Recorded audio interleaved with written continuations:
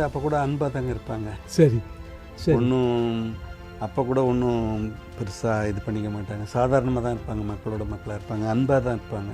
சரி. கோவம்ன்றது அவங்களுக்கு வந்து நான் பார்த்ததில்லை. ஆனால் நான் துர் ஆவிகள் சரி சிலர் உடம்புல ஒட்டிக்கும். அது ஒட்டிட்டு அவங்க வந்து வீட்டில் ஏதாவது சேஷ்டை பண்ணிகிட்டு இருப்பாங்க. சரி. சேஷ்டெல்லாம் பண்ணிகிட்டு இருப்போம். அவங்கள அங்கே அழைச்சின்னு வருவாங்க கோயிலுக்கு. அம்மா கிட்ட அழைச்சின்னு வந்தாங்கன்னா அந்த துர்ராவிகள்லாம் ஒரு 15 பௌர்ணமி அங்கே வந்து கோயில் சுற்றினாங்கன்னா அவங்களுக்கு சரியாக போயிடும். அம்மா ஒரு தீர்த்தம் கொடுப்பாங்க. சரி. இன்னைக்கு அம்மா அவனுடைய அருளால் ஆட்டுங்க. இந்த இடமே பெரிய ஒரு பிரகாசமான இடமா மாறி போச்சுங்க எங்களுக்கு. காஞ்சிபுரம் மாவட்டம்லேருந்து மருவத்தூர் மாவட்டமாக வந்துடும் போல் இருக்குன்னு கொஞ்சம் அந்த அளவுக்கு வளர்ச்சி பண்ணி அம்மா பெரிய லெவலில் நல்லா பண்ணியிருக்காங்க எங்களுக்கு. ஒரு பேர் சொல்கிற மாதிரி இல்லைன்னா இந்த இடம் தெரியவே தெரியாதுங்க. தெரியவே தெரிஞ்சிருக்காது. இன்றைக்கி எல்லாம் ஒளி விட்டு பிரகாசிக்குது. அம்மாவனுடைய சக்தி தான் அது. ஆட்டுங்க. இன்றைக்கி எந்த மூலையில் போய் கேட்டாலும் எங்கே போய் கேட்டாலும் மருவத்தூர் அப்படின்னா தெரிகிற லெவலில் அந்த அளவுக்கு அம்மா தான் பண்ணியிருக்காங்க. இது வந்து ஒரு தனி மனித சக்தி பண்ணுறதுன்றது, ஒரு தெய்வீக சக்தியை வச்சு பண்ணுறதுன்றது ஒரு பெரிய சமாச்சாரம். இது மாதிரி நடக்கிறது உலகத்துலேயே நாங்களாம் கொடுத்து வச்சுருக்கோம். அம்மா வாழ்ந்த காலத்தில் வாழ்ந்தோன்றது பெரிய கொடுப்பனை. ஒரு நல்ல உண்மையான அம்மாவோடு இருந்தோம், அம்மாவோட வாழ்ந்த காலத்தில் வாழ்ந்தோன்றதே பெரிய ஒரு எங்களுக்கு கொடுப்பனை. அம்மா உங்களோட நெருங்கி பழகின காலத்தில் தான் ஒரு சாதாரண நபராக இருக்கும்போது அம்மாவுடைய அந்த பழக்க வழக்கங்கள் எப்படிங்கிறது கொஞ்சம் கோடிட்டு காமிச்சிங்கன்னா எங்களை மாதிரி ஒரு ஆட்களுக்கு, எங்கள் மாதிரி உள்ள பக்தர்களுக்கு அது ஒரு பெரிய தகவல்களாக தெரியும்னு விருப்பப்படுறோம் ஐயா. அம்மா வந்து அப்போ கூட அன்பாக தாங்க இருப்பாங்க. சரி சரி. அப்போ கூட ஒன்றும் பெருசாக இது பண்ணிக்க மாட்டாங்க. சாதாரணமாக தான் இருப்பாங்க, மக்களோட மக்களாக இருப்பாங்க, அன்பாக தான் இருப்பாங்க. கோவம்ன்றது அவங்களுக்கு வந்து நான் பார்த்ததில்லை. ஆனால் நாங்கள் அம்மாவை வந்து கிண்டல் பண்ணி பேசுனதெல்லாம் உண்டு. நான் பேசியிருக்கிறேன், அம்மாவை தவறாக பேசியிருக்கேன். தவறுனா தவறுதல் இல்லை, மனிதன் மீது கடவுள் வருமா அப்படின்லாம் கேள்வி கேட்பேன் நான். அம்மா அதுக்கெல்லாம் கூட பொறுமையாக சொல்லுவாங்க. சரி, உனக்கு இப்போ தெரியாது, பின்னாடி புரியும் அப்படின்லாம் சொல்லுவாங்களே தவிர அவங்க கோச்சிக்கவே மாட்டாங்க. சரி. கோவன்றது அவங்களுக்கு வந்து நான் பார்த்தது இல்லைங்க. அன்பாக தான் பேசுவாங்க, அன்பாக தான் இருப்பாங்க. சரியுமே. சரி சரி. புன்னகையோடு இருக்கும் அந்த புன்னகை உணர்வு. பல் முத்துப்பல்னு சொல்லுவாங்க, பளிச்சுன்னு அந்த புன்னகையோடு தான் இருப்பாங்களே தவிர அவங்க கோச்சிட்டுலாம் நான் பார்த்ததே கிடையாது. ஆனால் அப்போ கோவில் வந்து வெறுமனே தான், பக்கத்தில் அச்சரப்பாக்கம் இருந்தது ஐயா. அச்சரப்பாக்கம் தான் இப்போ பெரிய ஊரே. மருவத்தூரில் வந்து பஸ்ஸே நிற்காதுங்க. இப்போ புரியுது. சோத்துப்பாக்கத்தில் தான் நிற்கும் பஸ்ஸு. சரிங்க சரிங்க. அந்த இடத்துக்கு வரணும்னா நடந்து தான் வரணும்.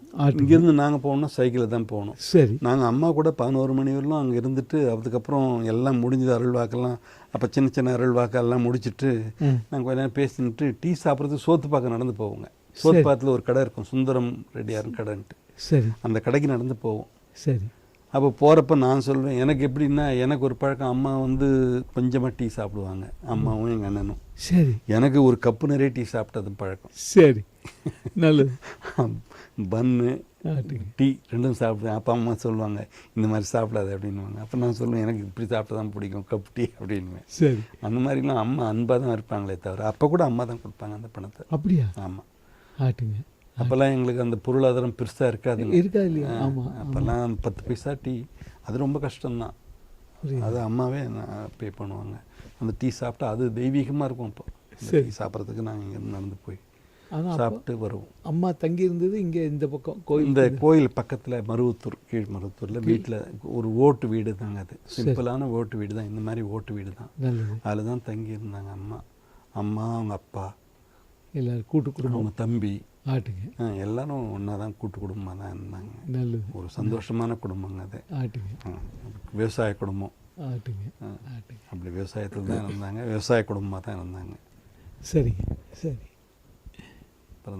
அப்புறம் தான் தெய்வீக அருள் கிடச்சி படிப்படியாக இது மாறிச்சு.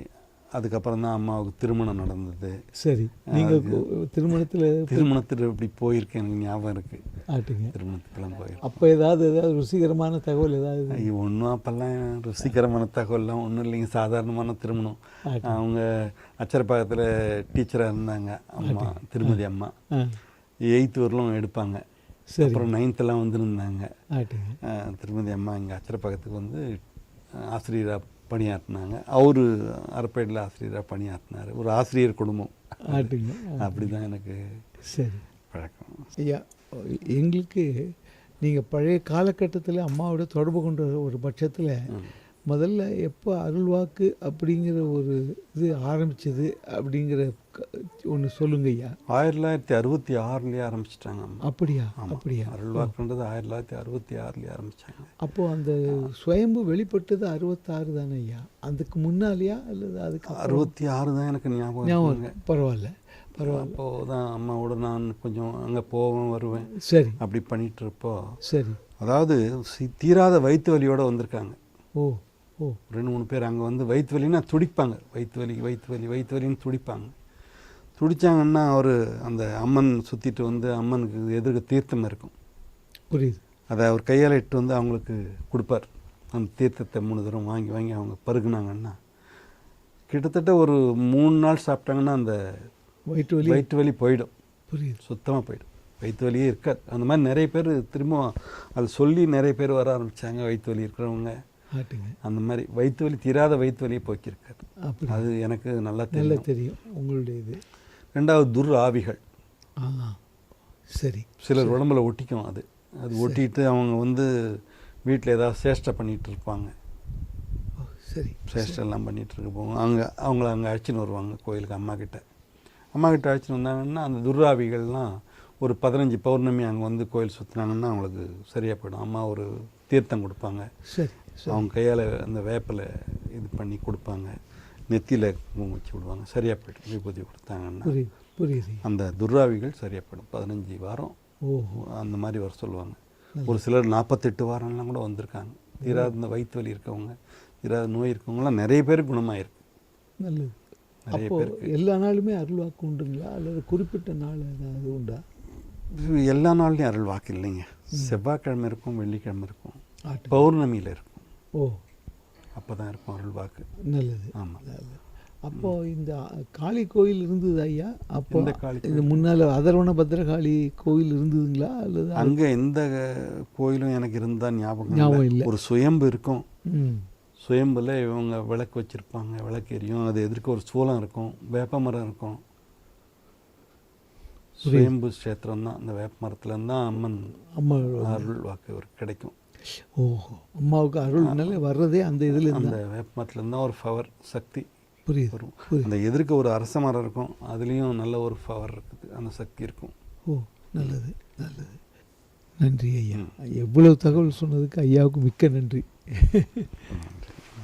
அம்மாவை நினை மனமே, மேல்மருவூர் அம்மாவை நினை மனமே. Please like, share, and subscribe to the Bangaru Amma Global YouTube channel for more inspiring and uplifting videos like this one.